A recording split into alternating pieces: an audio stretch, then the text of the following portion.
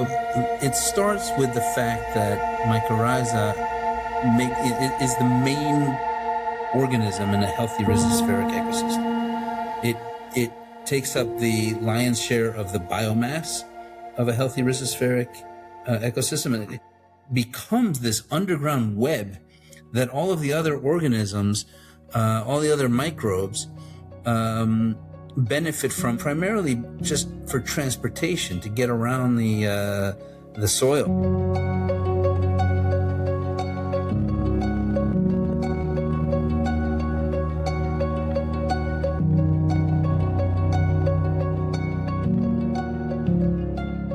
Welcome back to the Soil Talks podcast. Our guest today proved them wrong. Dan Grotsky, author of Groundwork Bioag. Thank you. A pleasure. For decades, mycorrhizae was expensive niche products, right? Only for really high-valued crops. A lot of people looked at them for cannabis, vineyards, turf. So whenever you're looking at that, mycorrhiza fungi, it's higher up on the food chain, right, of the soil food web. Do you also believe that there has to be good structural or base microbiology there, meaning bacterias, those lower level first trophic guys there to really help populate then the rhizosphere completely with fungi? Well, it's an ecosystem play, so yes. Mm-hmm. That being said, what we find more often than not is when we reintroduce mycorrhiza to a cropland that is otherwise devoid of life, or if not to say dead. What ends up happening more often than not is the bacteria kind of spring back into play, and it's a beautiful thing to see, because you're literally bringing life back to the soil when you inoculate with mycorrhiza, and that's part of why we call it the center of the rhizospheric ecosystem. It just happens to be the case that the bacteria are just kind of waiting for this to happen, and they spring back into action pretty quickly. Can you explain how fungal hyphae extend the root system's reach and why plants are willing to kind of pay for it in sugar, right? Which at the end of the day is carbon. Can you explain that to our audience, Sure. if you don't mind? So it's kind of like having an IV. The fungus will penetrate the plant root and effectively extend it in an underground web. It's actually the largest organism in the world.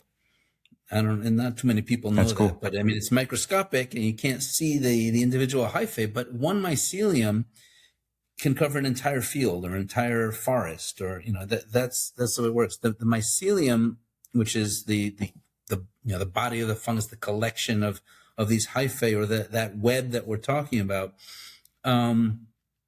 it provides this additional reach to the plant and dramatically improves the nutrient uptake. Okay. And that's really where the effects are coming from. And that's why it's so worthwhile for the plant to give a little bit of sugar to the fungus in order to get so much more nutrients. That's right. And this is particularly notable with phosphorus, because phosphorus becomes unavailable to the plant relatively quickly after it's applied, and mycorrhiza can really access pretty much any type of phosphorus. So there's no such thing anymore as unavailable phosphorus. That's right. Mines it, correct? I mean, that's basically what it does. It puts out or excretes proper acids, whatever it may be, to break that down and take it into that network and provide it, in essence, then to the plants. But and that's why you're saying, it's willing to pay for it, sugar, carbon, whatever that may be, right? Like, it's like, yeah, you know what? I'm giving you a little bit because you're going to pay me back tenfold. When my roots get bigger and bigger and bigger, I'm going to be getting more and more and more. Exactly. And what's more is that this whole symbiosis is auto-regulated by the plant. So the plant, we talk about plants as if we kind of animate them. But the plant decides whether or not to inoculate based on its needs and how much sugar to give to the fungus depending on how much nutrients it needs to get in return. If the plant is in a 5-star hotel and it's getting everything it needs and doesn't need more phosphorus, it won't inoculate. It won't give sugar, and no harm done.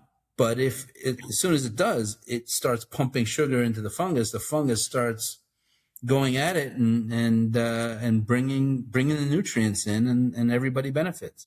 Absolutely. Absolutely. And that's, I think, the biggest thing at the end of the day, when you say those plants, they don't always, it's the exudates they put out that feed those funguses, like exactly what you're saying. They feed them exactly what they need when they need them. If they need more phosphorus, it's going to be mined. Yeah, absolutely. Absolutely.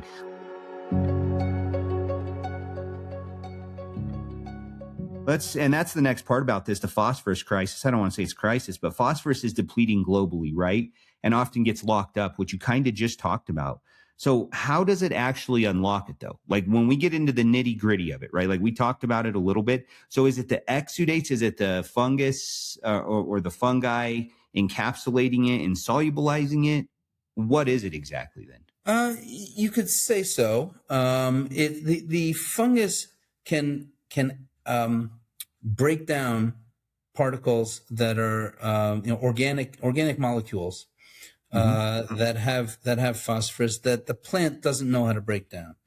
A lot of it has to do with changing the pH in the microzone around those particles around in the mycorrhizal.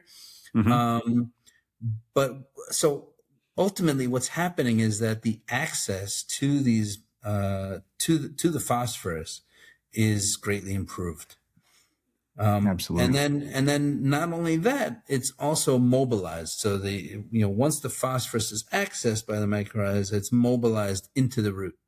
When the mycorrhiza actually resides within the root of the plant, so the endomycorrhiza, which is what we sell, actually penetrates the plant root, and then the nutrients are brought into the root in that manner.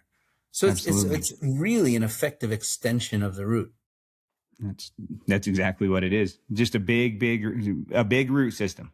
Yeah. Yeah. It's a lot thinner than a root, and it's a lot more effective, and it grows a lot faster. So it can access all of these nutrients that the roots just don't have a chance at finding. So then would you say that hyphae, that huge roots, the mycorrhizal hyphae that's out there, is basically like an interstate for bacteria dump trucks full of nutrition? Yeah, I wish I could show you that video. Actually, we have a good video of that of bacteria just running up and down the interstate. Yeah, is that what it is? That's cool. And it's it's through rhizophagy, and then it gets into the plant and deals with what it has to do. Highway. Yeah, no, that's great. That's great.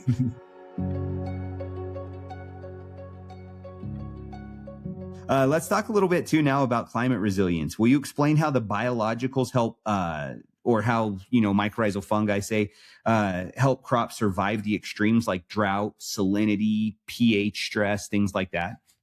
Yeah. So look, there are a few modes of action here, but the most basic thing is similar to humans. I mean, that's the way I describe it. Once we eat better, more nutritious food, and we have access to more nutrition, we're healthier, we're more productive, we function better in general, we grow faster. Same thing with plants.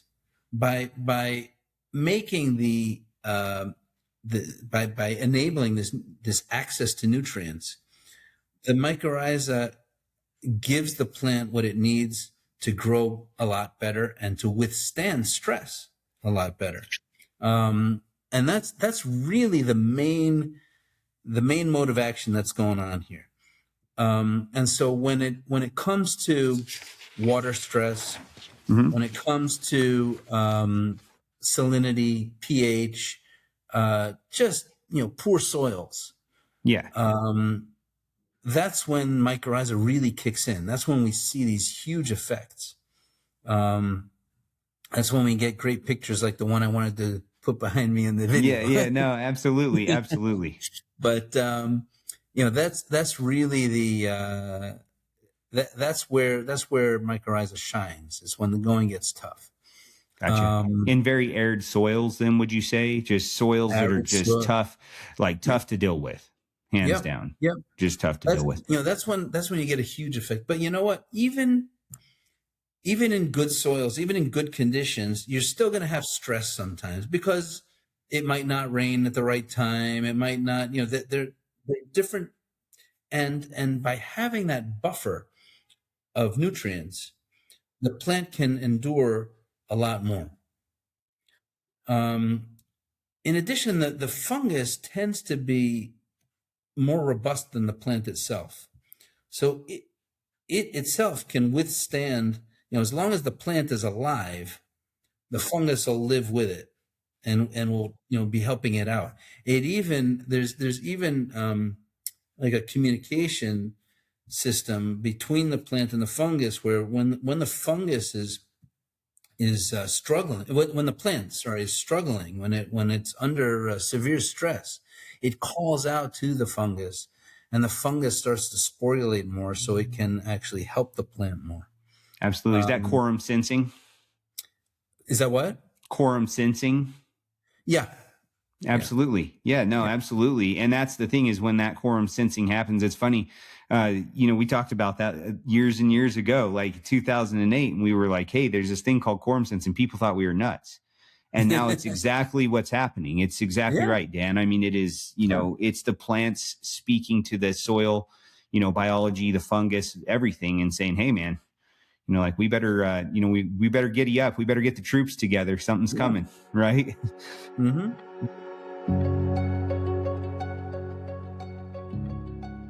Great. And then I want to find out also from you, how do fungi interact with existing inputs? Like NPK, say there's fungicides, say it's a conventional type of a grower, right?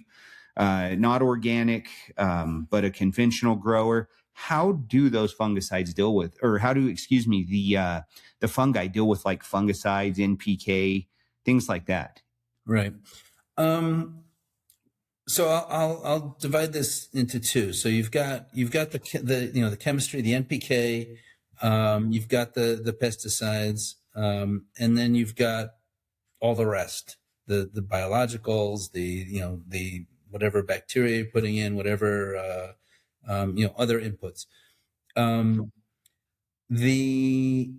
So in terms of pesticides, and specifically fungicides, you would think that fungicides would be a big problem, and some of the old, like antiquated fungicides were some of the old systemic fungicides that you can still find sometimes in the developing world. Those can be a problem because they will kill the mycorrhiza, but for the most part, in the developed world, where there are regulations against those fungicides, and there are companies that if you're a pesticide company, if you're a chemical company, you don't want to kill mycorrhiza. You're shooting yourself in the foot. So they went went for narrow band fungicides so that they're not killing the mycorrhiza, and so that works out really well. And so we don't find a lot of compatibility issues for the most part. For that, we have on our website, we have a compatibility tool that you can use to look up any active ingredient, any brand, any pesticide, and to see if it's compatible or not. Yep. So perfect. I see what you're saying. To be able to just really hone in and say, yep, I can use it. No, it's probably not wise. Or if you have to come in 7 days after you spray something and re-inoculate, right? I mean, like if you have to, there's ways around that. All right, let's get into the next section on this, the carbon revolution in soil economics. I know you like this part of it. The carbon pathway. You talked about this a little bit earlier. Mycorrhizae are the main pathway for carbon entering the soil, correct? And could you explain how this works? Sure. So I'll bring it back to high school for a second. All right, photosynthesis. Okay. So the plant takes CO2 out of the air, sunlight, water, creates sugar, and releases oxygen. Right? That's photosynthesis. The sugar is carbon based. Okay, every sugar is carbon based. The plant will provide up to 20% of that photosynthate, 20% of the sugar that it produced, will give it to the fungus in return for these nutrients that it's getting. Gotcha. Okay? That already is a huge influx of carbon into the soil, because now you've got sugar going into the soil, going to the fungus that's in the soil. Okay. So that's already more than the soil respiration typically, and that's where a lot of that's where the carbon sequestration rate gets so high. But what I think is more interesting is that most of the carbon that is drawn down in this manner becomes durable. It becomes mineral associated organic matter. Okay. Mineral associated organic carbon is durable in the soil for centuries to millennia. Okay. And that's counter to what was previously thought, just 10 years ago. Absolutely. And, most people thought, and correct me if I'm wrong, most people thought that a lot of the carbon sequestration came through photosynthesis, things like that, like through it taking it in that way, correct? But what you're saying is really a lot of it comes through the exudates that plant's producing in sugars, and it's a different type of a carbon. Just that's correct, right? Yeah, you could say it in that way. Okay. I'll kind of rephrase it in a little bit if I'll take the liberty. While it's the plant that's photosynthesizing the carbon and drawing it down in that manner, it's the fungus that's actually sequestering it in the soil for good. Okay, that's why without mycorrhiza, you're not really seeing that permanent sequestration as much. What you're seeing is a drawdown, but then you're also seeing the soil respiration. Because it's a transient type of carbon. It's mostly in the particulate organic matter, and the particulate organic matter tends to be, at least most of it, is a lot less stable. It's a lot less recalcitrant than the mineral associated organic matter. And mycorrhizal fungi are really one of the only ways that are known today of catalyzing the process of creating mineral associated organic matter. And that's something, previously we thought it took millennia to create mineral associated organic matter. And then, all the focus was on the particulate organic matter. But today we realize that there is a process by which there's a much faster cycle of production of mineral associated organic carbon. And that is when dissolved organic matter meets exposed clay in the soil or exposed minerals, they bind. Okay, they form a covalent bond, and you're basically binding biology to geology at that point. That's really where you're getting this very durable carbon sequestration. Man, that's amazing. And that's kind of also where I guess that kind of leads into your guys' product, which is kind of like the Rutella carbon story, right? I mean, that's right. Really what leads into what's going on there. And if you don't mind, let's discuss the new frontier of carbon credits, right? How can a farmer turn a yield boosting input into a second revenue stream? And that's really what people want to know. Like all this stuff leading up to it is great, like how it's done, that's right. Oh, it's great that it works, and this is why it works and why you should have it. But the reality comes down to is like, at the end of the day, let's find out how farmers get paid. And I think that's where everybody will be really excited to hear. So we launched the Rutella Carbon Program in 2023. in the United States. After realizing what I just said, okay, realizing that, hey, mycorrhiza, we always knew that mycorrhiza sequestered carbon. We didn't know how permanent it was. We didn't know, and we certainly didn't know how much it was. We didn't know how significant a rate we could get.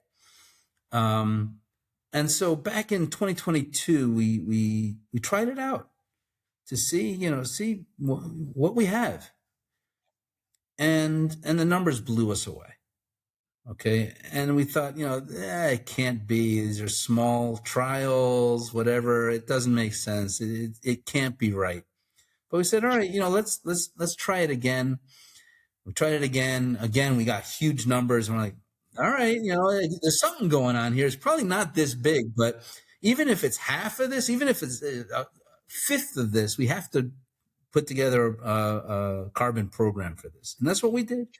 So in 2023, we launched Rutella Carbon. And we did this with the grower in mind, really. I mean, when we say, show me the money, that's exactly what it is. Growers enjoy Rutella. The benefits are there. But it's also high variability. As I said before, it really comes into play when there's some stress. And you don't always have stress. And sometimes you do, sometimes you don't. Sometimes it's better, sometimes it's worse. And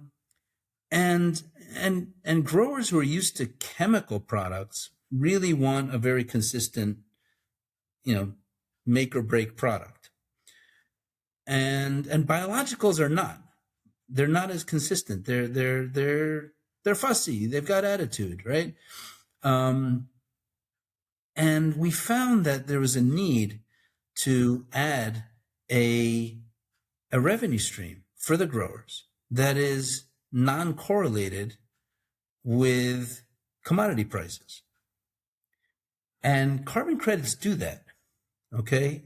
Because if you're sequestering carbon on your soil and you can monetize that through a program like Rutella Carbon, then you can get that extra revenue stream.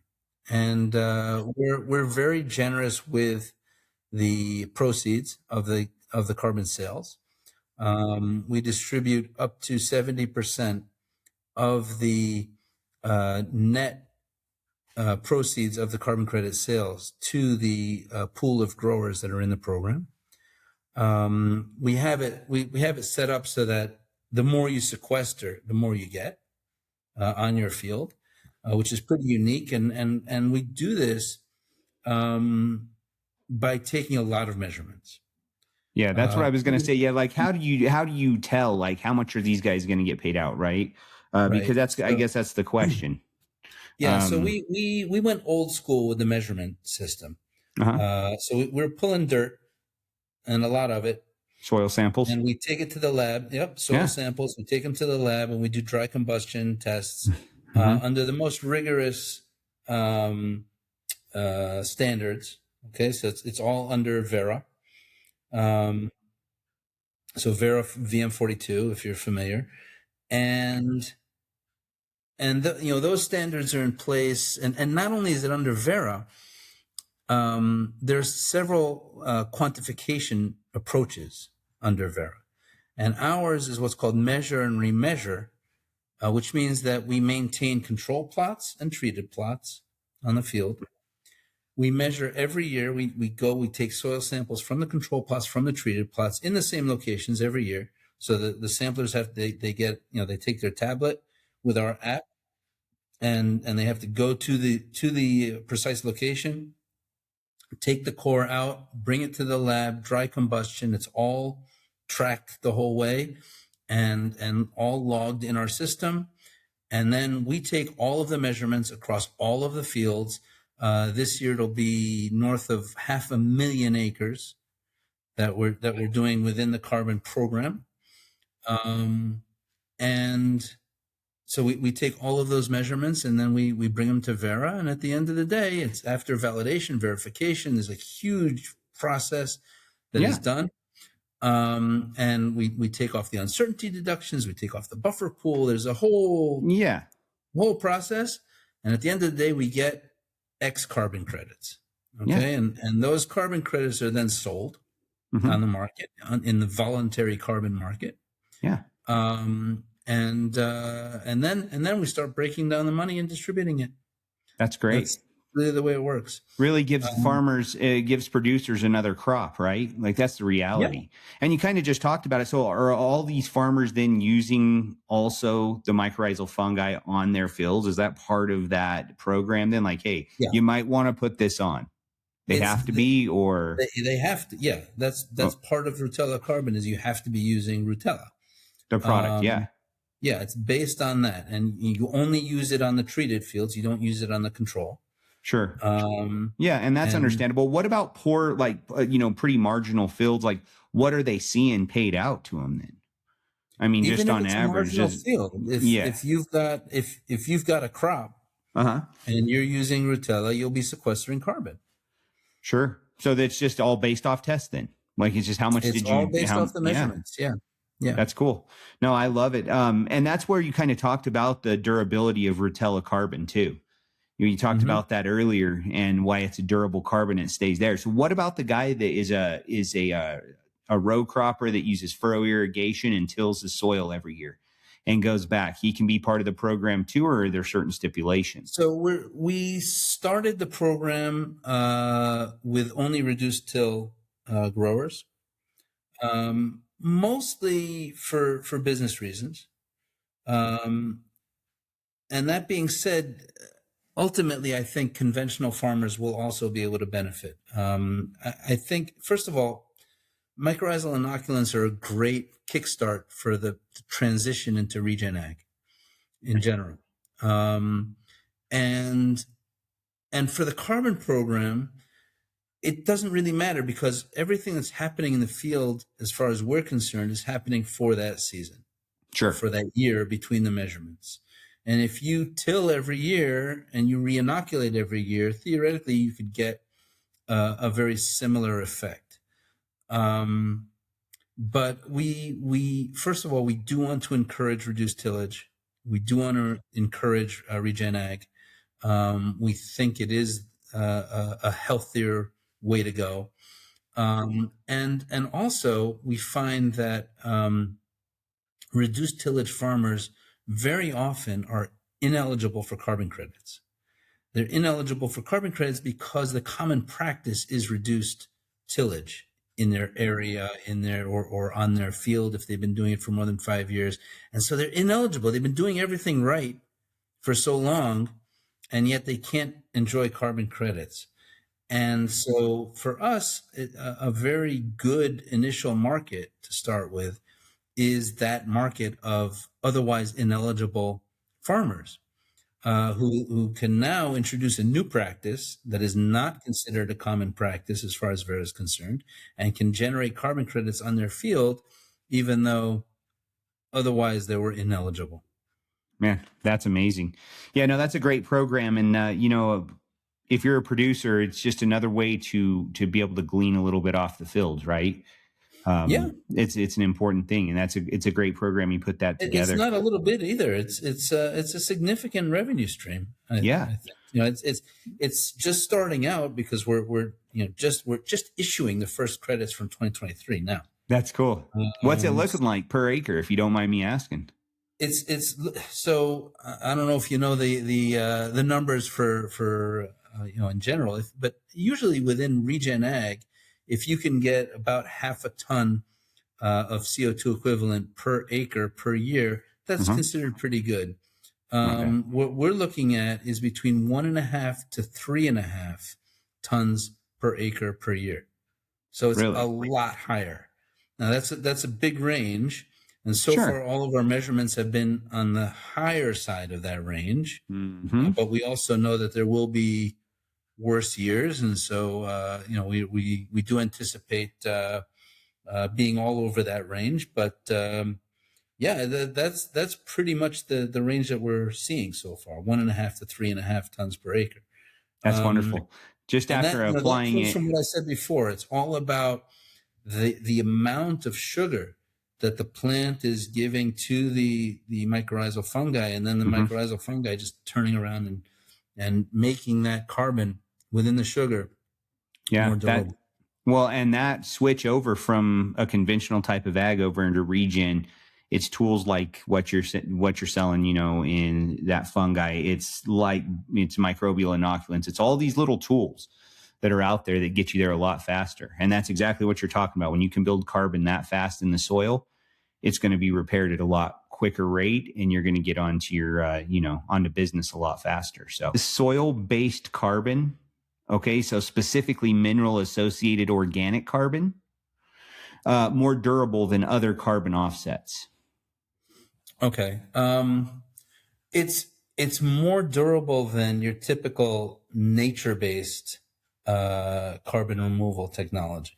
Okay, there are engineered carbon removal technologies that are considered more durable. So direct air capture, things like that. They're also a lot less scalable, and they're also a lot more expensive. A lot more. Okay, so you're looking at hundreds and hundreds of dollars per ton, whereas we're way below $100 per ton. The durability of mycorrhizal carbon, as I said before, is at least the mineral-associated organic carbon piece of it, which is most of it, about 70%. Sure. The durability of that is considered centuries to millennia, which is very high durability. Yes. Compared to, for instance, what you would find in a forestation project, or even in a typical regen ag project. And I say that because your typical regen ag project is mostly adding particulate organic carbon, which is simply not as stable for the most part as mineral associated organic carbon. Gotcha. Okay. Gotcha. No, that's perfect. And I guess that's the thing, is at the end of the day, you look at it, the durability is really where it counts. We want it to stay there. We don't, you know what I mean? We don't want it to go right back off into the atmosphere. So that's a very important part of this. That's why you can get a lot more per ton on a durable removal technology than you can on a less durable one. I mean, it's one of the main parameters that the buyers are looking for.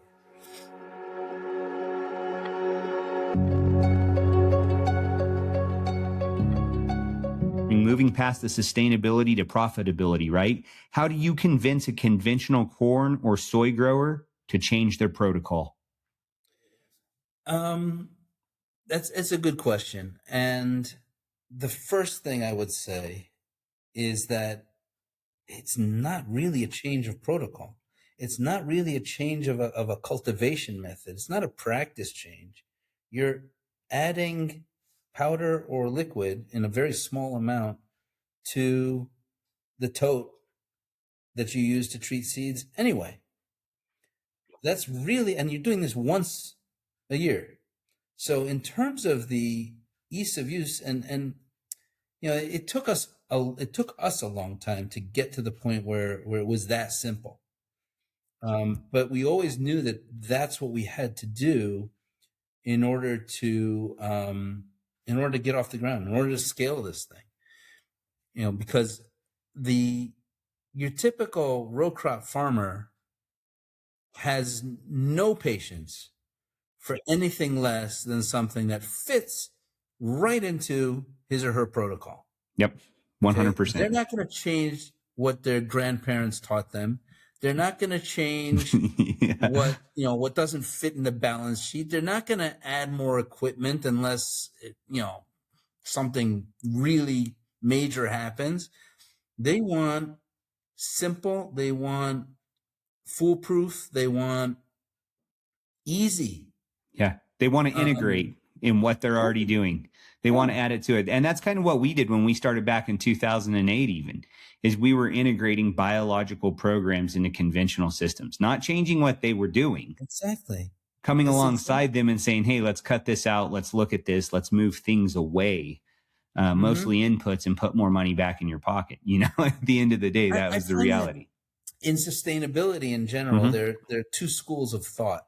Okay, Yeah. there's the school of thought that says, the world is shit and we have to, let's redo the whole thing. Let's start from scratch, and let's not cooperate with anybody who isn't on board with the with sustainable development. And then there's the school of thought that says, well, we've got this world that's working in a very unsustainable way. Why don't we try to make it a little bit more sustainable and embrace the technologies that we can and try to bring them more toward a sustainable development approach. We're firmly in the latter school of thought. We're not going to say to a conventional farmer that that they have to change everything they're doing. Yeah, they're not going to take away all the fertilizers. They're not going to do it overnight. It won't happen. Of course not. It doesn't make sense. It's not going to work, and I don't think we need to do that at all. I think there's so many ways to take the so many amazing things and all these technical advances that we've had over the years, and to make them more sustainable, to make them more environmentally friendly. And this is one way of doing it, but you can't make it hard. You can't make it something that's not realistic. You can't give them hurdles to jump. They don't want it. Yeah. Okay. I like it. No, say, screw your hurdles. I don't need hurdles. I have enough hurdles. Just getting the seed in the ground. Being a farmer is hard. Yeah, it's very hard. I know. It's very tough. You're going to add another hurdle? I know. Yeah. 2 more passes through the field before they have to harvest. It's like, yeah, right. It's not going to happen. It's got to fit. And that's why having the first mycorrhizal seed treatment in the world is really it's what propelled us into the market. Sure. And making it cost effective, making it easy to apply, easy to use. That's what allowed us to grow so fast. Yeah, that's what farmers want. Like you said, you guys filled that niche. They needed certain things, and it's like, yeah, I'll add this to it. If it's a scoop here, a dribble there, whatever that looks like. Mm-hmm. But I'm not buying the new conveyor belts. I'm not buying all the extra stuff, the refrigerators to store biology in. The first year or two when we started working with seed treatment products, mm-hmm. they were a mess. I mean, we were trying them out. It wasn't like we launched it yet or anything, but the first few prototypes that we had, they were gumming up machines. It was not anywhere near what a farmer needed. Yeah. Okay. It took us years to perfect this. It's not an easy task because it's also not, if you look at the seed treatment market, mm-hmm. it's mostly chemicals. It's pesticides. It's, all kinds of, it's chemicals.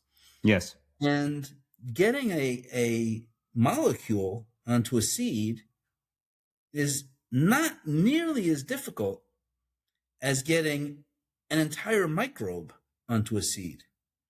Okay. It's a lot bigger. It has to live. It has to breathe. Sure. It's not that easy. And so it really took us a good few years to get that to work and to work well. And not to mention, we eventually got it into a liquid, which is even harder because it's an aerobic microbe. Yep. We got it to behave at high concentration in a liquid product, which is currently our best seller. Okay. That's our flagship product. Rotella L. And that's the liquid. That's the liquid formulation. No, that's cool. And that's cool that you not only did that, but you also built that other side to the story, right? Like farmers want to put their land under, carbon credits. They can do that. So it's not just a product. Yes, you're going to sell product. And we know that, right? Because it does help with carbon sequestration and all that. But the thing is you're also giving them an avenue, whether it's to offset the cost of the product that they're purchasing. I mean, there's ways that they're getting paid back. And that's the way that producers look at it. So, that's great. And I think like what you said, it's not changing everything, right? Like you said, it's not changing the whole, recipe. It's just adding a little and then we're good to go. And You that's just why add and that's the something in the tote. interesting. I'm sorry, go ahead. What were you going to say, Dan? No, you just add a little something in the tote. 6 Yep. grams or 6 milliliters per acre. And you're done. Yeah. I like it. Let's talk a little bit about the future of global ag, the international perspective, because you guys are, groundwork bioag. It's in 17 plus countries, I think, right now. 23. 23 countries now. Yep. Congrats. No, that's amazing. Congrats. What are the differences between a farmer in Brazil, China, and the U.S. Midwest? What would you say the differences are? I've been in a lot of industries in my career. I jumped around a few times before finding agriculture. And one thing I love about agriculture is the farmer mindset, the down to earth mentality, right? And I find that farmers in every different country in the world have a lot more in common than city folk in those same countries. Okay. If you go to someone in Manila and to someone in LA and talk to them, completely different mindset. But if you go out to Mindanao or you go out to Illinois and you talk to a farmer in each of those places, you're going to find a lot of the same characteristics.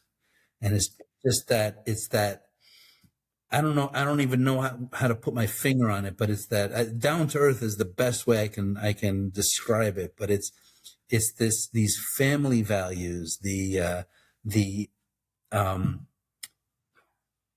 want to say materialistic, but it's not materialistic in the bad sense. It's respect for material, respect for the things that you're doing, respect for the machines that you have, for the seeds that you have, for the plants that you're growing. It's this thing that, it's something that is lost on a lot of city folk. And it really, I think, spans borders. That's interesting. And that's interesting. It's all connected, so it's really that grit, right? It's the family grit. Like, no matter what happens, we're going to do it again this year and again next year, and we'll still be there the next year.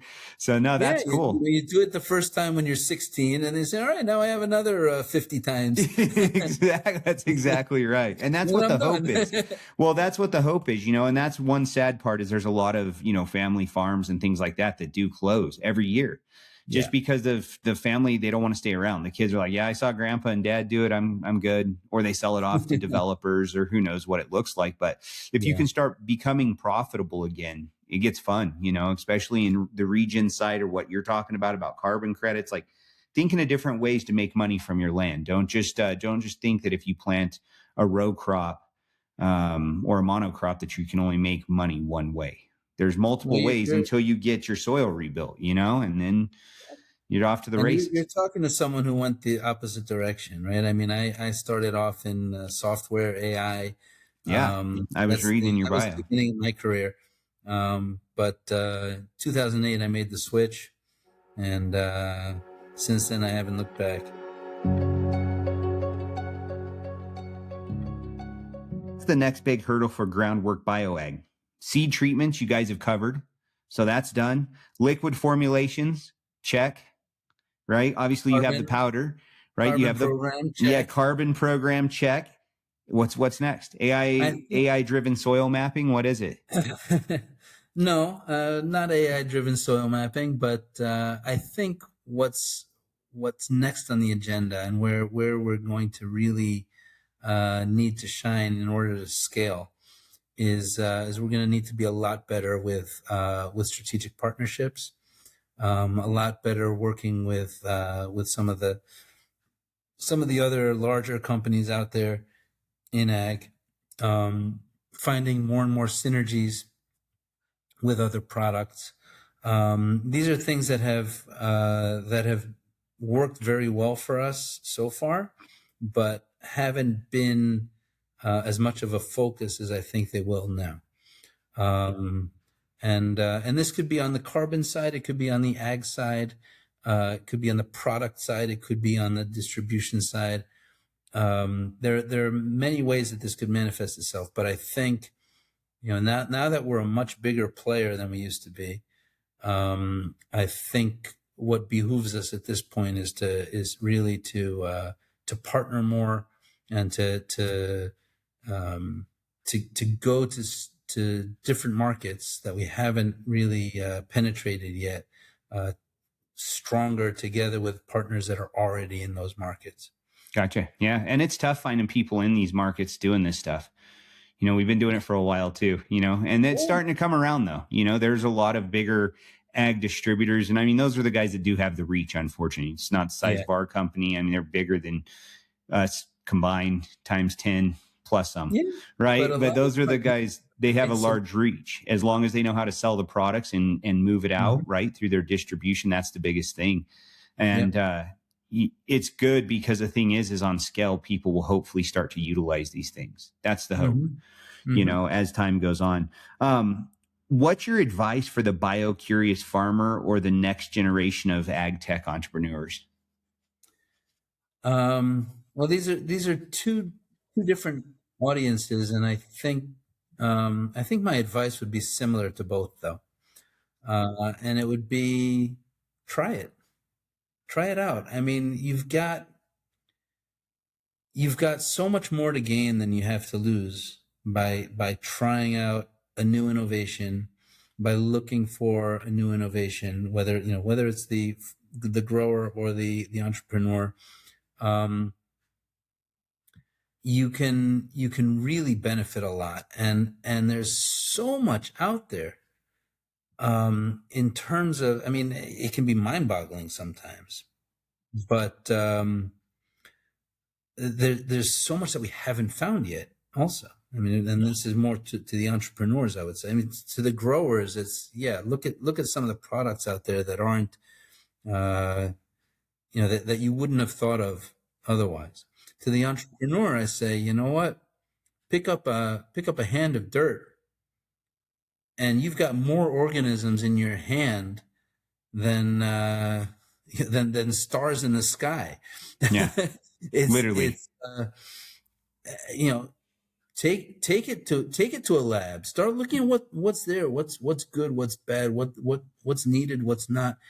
There's so much to find out there, and there's so many business opportunities. I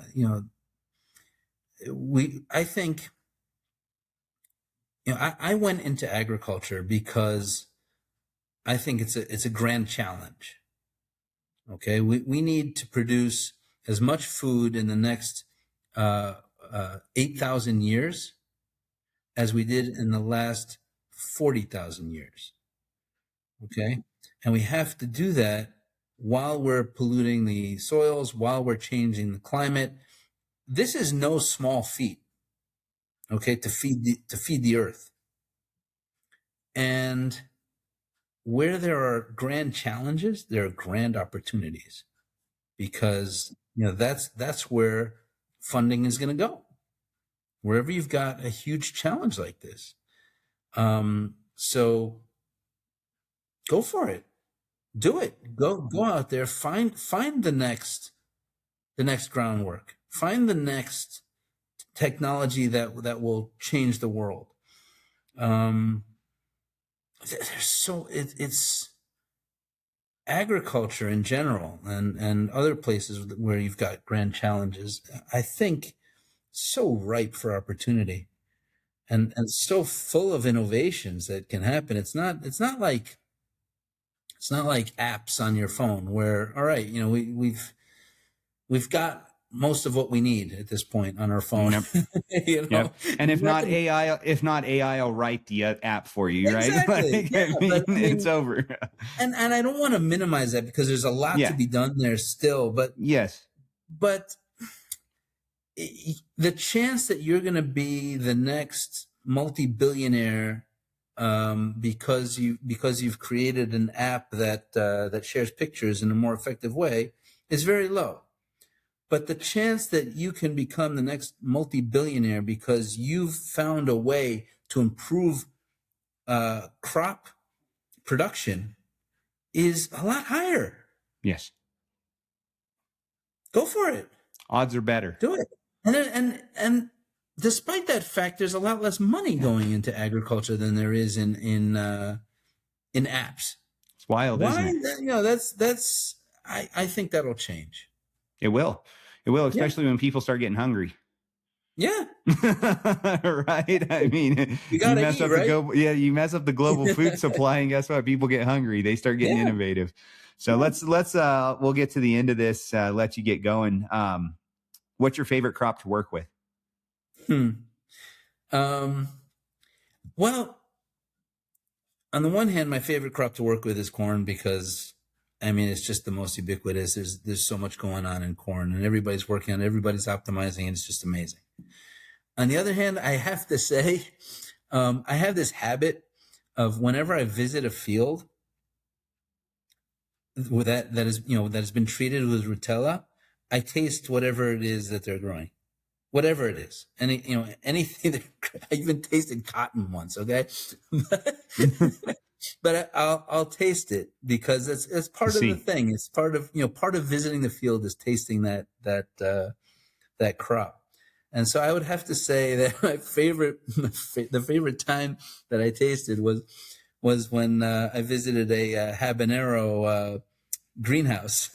Yeah, that was treated with Rutella. I just picked a habanero off of the plant and just crunched it. Oh my God, was that hot? It was pretty warm though, huh? Gotcha. It's spicy. Yeah, that's good. It's what it was supposed to be, right? Yeah. At least it didn't take all the spice out of it. Then we'd have problems, right? That's right. That's right. That's right. Because you get a lot more nutrients in the fruit as well. Which is nutrient density, correct? Yeah. At the end of the day, which tastes all the better. Yeah. All right. Your biggest myth about biologicals.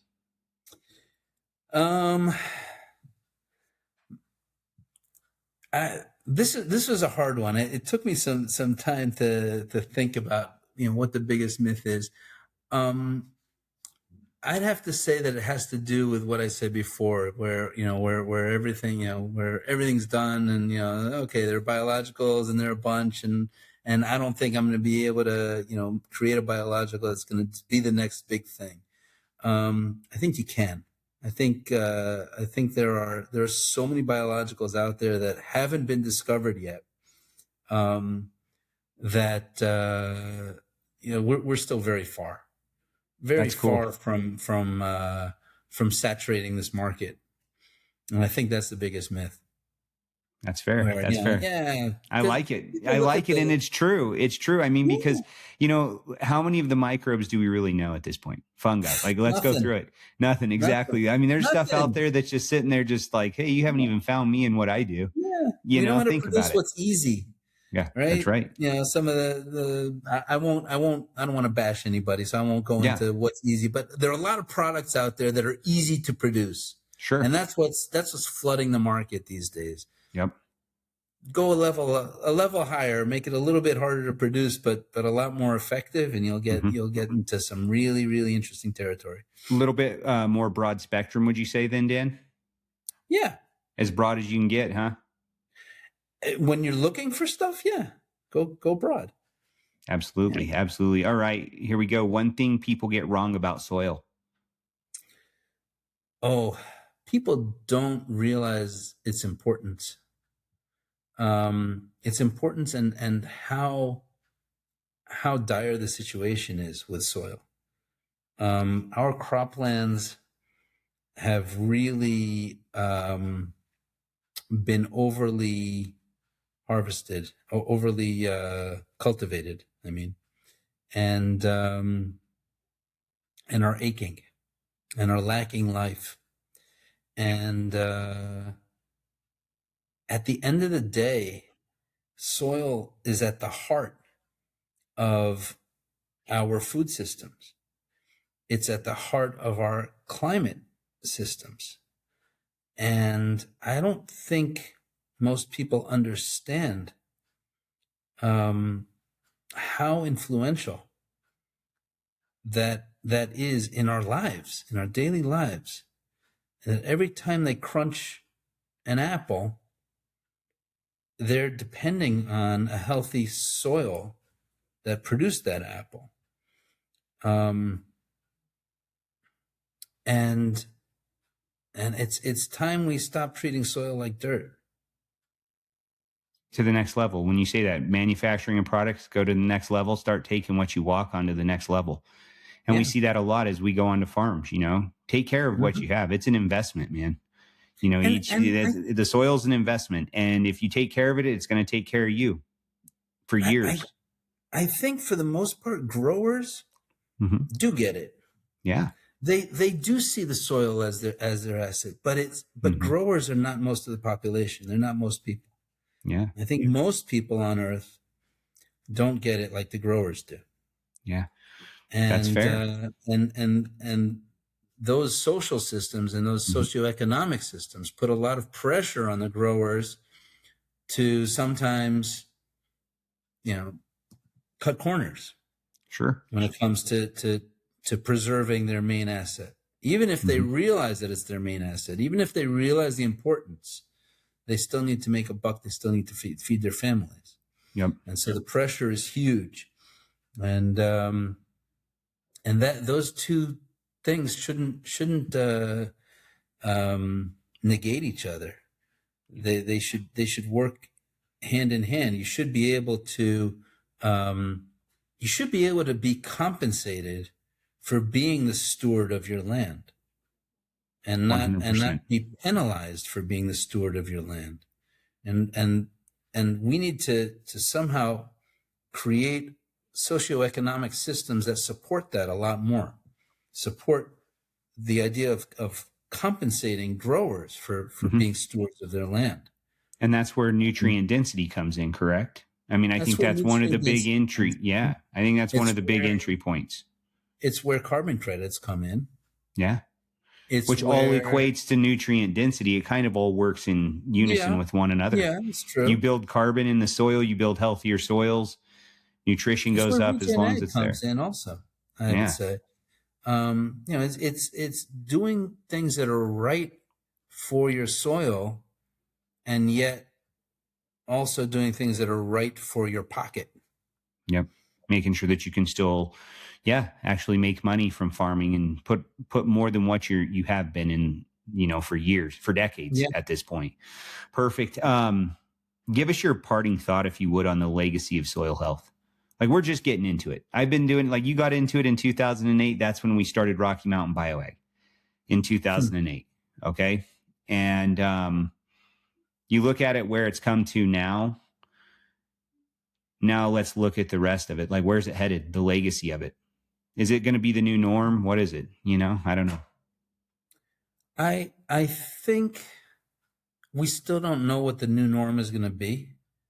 I think that new norm is going to include a lot of practices that are not practiced today. But we're not sure what they are. I don't know that the holistic view of regen ag is what is going to take or not, because it's hard.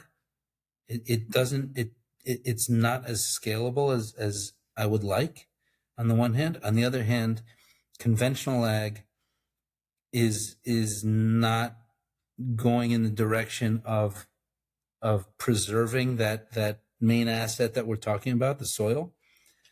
And so we're going to need something that takes a little bit of the good of each of these systems. Okay. A little bit of the efficiency and productivity of conventional ag, with a little bit of the land stewardship and soil health that you get with regen ag, and somehow combining them into a new norm. I don't know what that's going to look like, because I don't see conventional and regen ag converging. But I do think that growers will pick and choose which practices they want to do from each school of thought, and then taking it from there. Yeah, and I have to agree with you. I think that is going to be the legacy of it. Farmers will choose, and I think it's really going to start coming down to when we start talking nutrient density, right? If farmer A's stuff is highly nutrient dense and farmers B stuff is not, it gets a little bit tricky, right? I mean, Hmm. farmer A is going to have all of his stuff sold out. Farmer B's not quite there. Well, it's going to be some competition. I feel like almost too, like, hey, well, I'm going to plug this in now because, they have higher nutrient dense foods than we do here. And it's going to be Yeah, maybe hopefully a reverse race back to the top of who can grow the best food, right? Not just the I hope most, so. I but certainly hope so. I who hope, knows? when I say being compensated for stewardship of the land, you should also be compensated for the nutrition of what you're producing, Yeah. and not just compensated for tonnage, but also for nutrient density. And Um, carbon. I mean, like, let's yeah, be honest. Like, look, it's just more yeah, profit yeah. points. So, well, that's awesome. If you would let our audience know where they can find you, Dan, or what's the best way to find, Groundwork Bioag, whatever that may be. But yeah, if you Groundwork would. Bioag is the company. Rutella is the product. We're online. Our website, groundworkbioag.com or rutella.com. I'm Dan Grotsky. I'm available there as well. You can call, you can email. We try not to be hard to get. Yeah, absolutely. Just um, busy our sometimes. in the U.S., Andrew Duff is our Yep. country manager in the U.S., and he is also very available for anyone who we have a group of salespeople throughout the Midwest and also in Canada, who who can also take calls. The best way to go is through Groundwork Bioag itself. I also provided some links that I believe will be attached to this, and you can go through those as well. There's a link to a form there where you can leave your contact information. We'll certainly be in touch. Yeah, I mean I That's where they hope can get you. that's easy enough. Absolutely. They got you, I think. No, it's great. No, and we appreciate, Dan, your knowledge and your wisdom on, carbon Thank you so credits, much. on, even utilizing the Rotella, product in the soil, helping to bank more carbon, those types of things. You know, that's what our audience needs. They need the truth and they need to have other ways, and I just appreciate you definitely, like I said, for your wisdom, your knowledge, for you sharing with us what you know about the soil and what you guys are doing as well. So I thank you for that. For the audience, if you would like this, subscribe, share it out if you would. That's for our YouTube audience. We're also on, you name it. It's Apple Podcasts, pretty much all the podcasts, you name it. iHeartRadio, I believe. You name it, it's out there. So take a look on that. If you find us, give us 5-star if you would, if you like this. But we're going to continuously share this kind of information like we got from Dan today, which is the co-founder and the chief growth officer of Groundwork Bioag. And so we just appreciate it again, Dan, and we look forward to talking to you again soon. Thanks a lot, Brendan. This was a lot of fun. Thanks for putting it together. Absolutely. Good work. Thank you. Appreciate you. You have a great day. You too.